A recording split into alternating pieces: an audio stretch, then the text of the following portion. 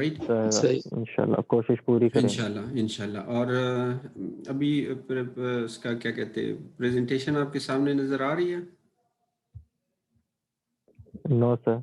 अच्छा ठीक है। अच्छा अब आ रही है? यस सर, अब भैया।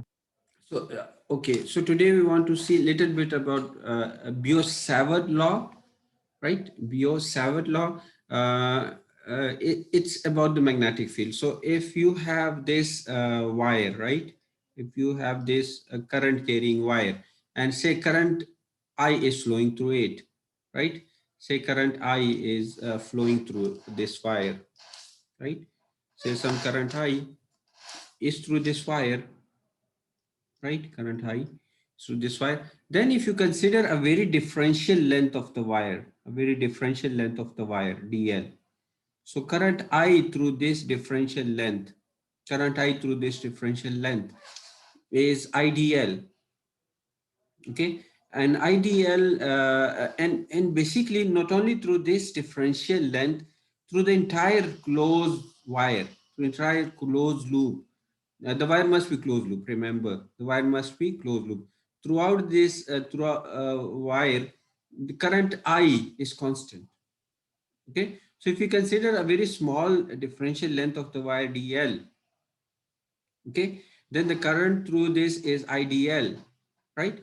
And the magnetic flux density, because of this differential, because of the current through the differential length DL, the B field, because of the differential length of the wire is mu naught, which is a constant IDL divided by 4 pi r square, where r is the distance of the magnetic lines of force.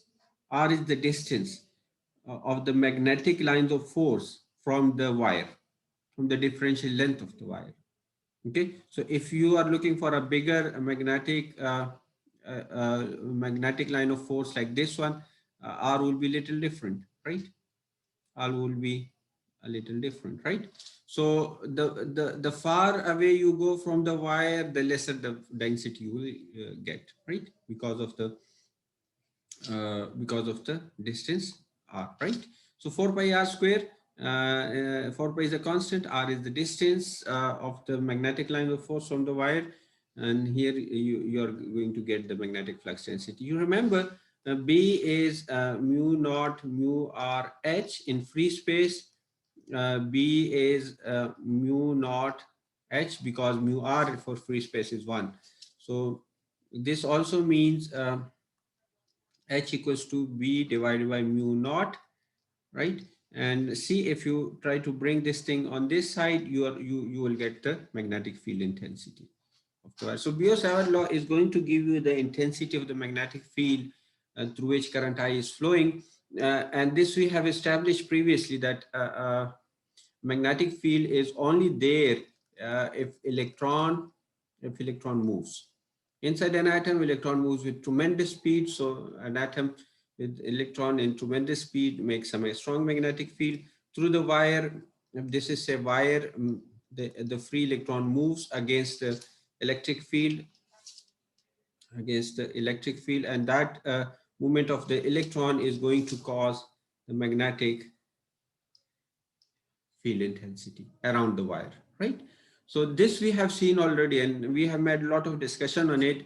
And we also said that the magnetic field, as per Einstein's special theory of relativity, is actually does not exist. Again, the phenomena which is there of the moving free electron is again some kind of the relative electric field, which is known for centuries now as the magnetic field.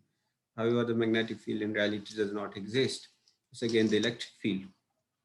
So you can calculate on the electric field intensity if you consider the entire wire. And if you consider a closed loop of the entire wire, then the magnetic field intensity is the integral of this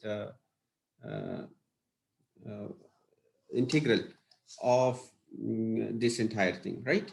The integral of this entire closed loop. This must be a closed loop. This wire must be a closed loop. So somehow it shall come back and make a closed loop, right? So the magnetic field is the closed loop integral of IDL over 4 pi r square. And this equation is going to give you the magnetic field intensity. Today, as I said, I will leave one derivation for you, which you will study today. And if you feel any problem, we'll discuss that in an extra class on Wednesday.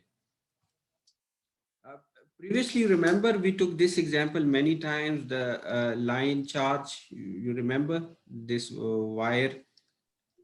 Previously, we took this wire as having lot of positive static charges. This time, this time we are assuming that there is a current I, is current I through the wire. Okay, there's a current I through the wire. This time we want to see. So if there's a current I through the wire, how much magnetic field is around this wire? Okay, so if there's a current I through the wire, how much magnetic field is around the wire, right? That we can calculate using the Biot-Savart law. And if you go through this derivation, by the way, this derivation is very similar to the derivation which we saw back in chapter number 3 for finding out the electric field intensity of a line charge, a very similar case. The only difference of this case from the case presented in chapter 3 is the charges are moving along the line now. So they are constituting current I. So when they constitute current I, you end up on the magnetic field. So go through this derivation. If you feel any problem, we will discuss that. And however, this derivation is very simple, step by step. You need to practice it. If you still feel any problem with it, we will discuss this derivation in our extra class on Wednesday, inshallah. So if current So, I, yeah, if current I is moving through the wire, there's a magnetic field around the wire. Okay, that magnetic field is basically proportional to the current I. Okay, the stronger the current, the more the magnetic field intensity. And it's there's a constant of proportionality also. There are constants, and divided by rho. Rho is the distance. This distance. This is rho. Rho is the perpendicular distance from the center of the wire to the point at which you are measuring the magnetic field intensity. Okay, and this magnetic field's intensity, you can see that the magnetic field intensity is along phi axis. It makes round trips, makes complete round trips along the phi axis. You can see that this is the phi axis. Okay, so magnetic field intensity is along phi. So h of phi. So the direction of the magnetic field intensity is the phi direction. Okay, and if you remember from your previous talk, in a similar case, the electric field intensity was rho L divided by, again, the same constant 2 pi. There was epsilon naught also, and divided by rho, very similar rho, the radial distance, the cylindrical from the cylinder of from the center of the cylinder, and this was in the direction rho. So see, electric field was in rho direction, magnetic field is in phi direction, and always know that the phi is always perpendicular to rho. So the magnetic field h of phi is perpendicular to electric field E rho. Okay, the two fields are always perpendicular to each other. So this is the case when the current I is flowing through the wire, you end up on the magnetic field also. And previously we calculated the electric field of the wire if the charges were static.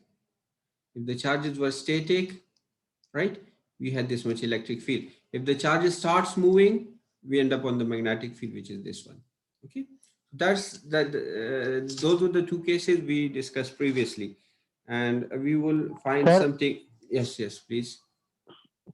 Sir आपने भी कहा sir जब charges starting हो गए तो sir ई line charge ही होगा sir static जब हो तो सर इलेक्ट्रिक फील्ड तो जीरो नहीं आती Charges of static हो, तो सर इलेक्ट्रिक फील्ड जीरो नहीं होती नहीं, इलेक्ट्रिक फील्ड तो होगी अगर चार्ज स्टेटिक भी है, इलेक्ट्रिक फील्ड तो हो सकती है, राइट। हमने कहा था ठीक है कि सर, ठीक है। हमने हमें कहा था कि अगर अगर इलेक्ट्रॉन क्लाउड है ना, ये सपोज ये इंटायर इलेक्ट्रॉन क्लाउड है, ठीक है, तो electron is moving with tremendous speed around this, so it's covering very very rapidly every part of the electron, every region around the positive charge.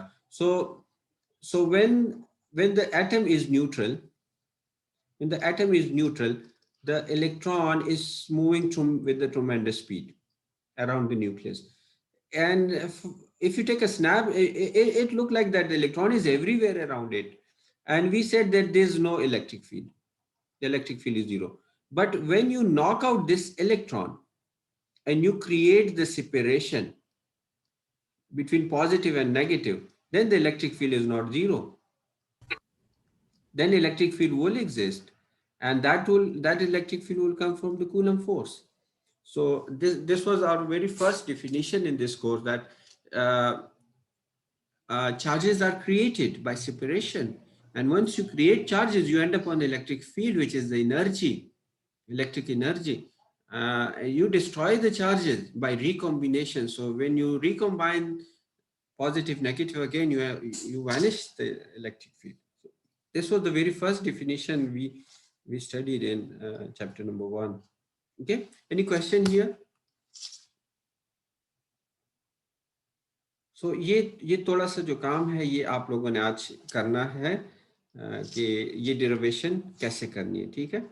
ये जो मैग्नेटिक फील्ड इस wire की आ रही है हमारे पास, ये डेरिवेशन आपने गो थ्रू करनी है। इसको अच्छी तरह प्रैक्टिस करें। वेरी सिमिलर डेरिवेशन हम पहले कर चुके हैं फॉर इलेक्ट्रिक फील्ड केस, तो ज़्यादातर मैथमेटिक्स उसकी सेम है, ये वाली हम पहले कर चुके हैं।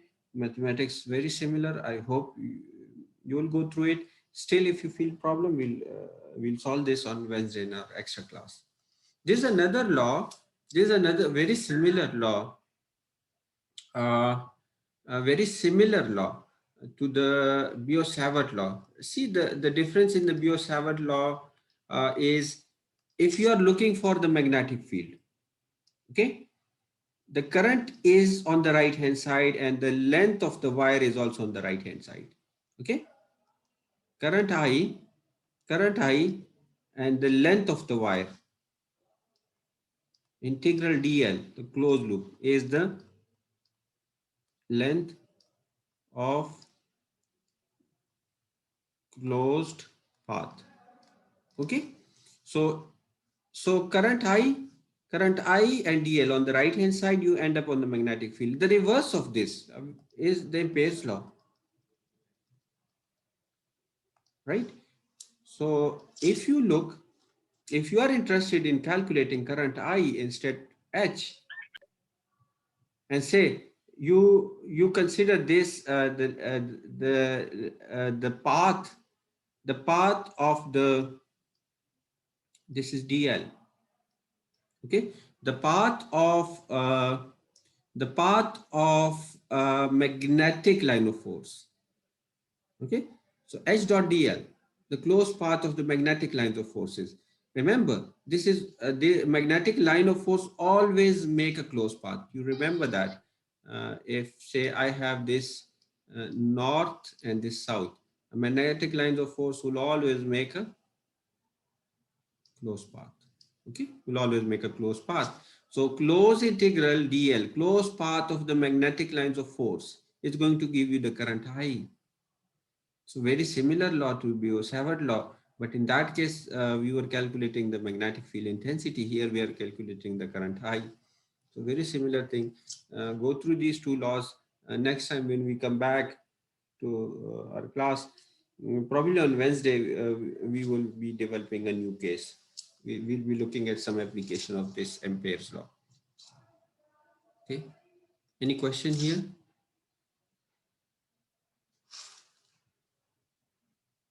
Any question here? No sir. तो आज आप लोग यहाँ तक देख लें इसको। नेक्स्ट टाइम हम इस एप्लीकेशन को देख लेंगे और फिर बाकी पेपर वगैरह के उसके डिस्ट्रीब्यूशन वगैरह सारा वेंसडे कुछ डिस्कस कर लेते हैं, ठीक है। ओके सर, अल्लाह हाफिज। बस अटेंडेंस मुझे दे दे। सर मतलब पेपर हो रहे हैं वाकई? हाँ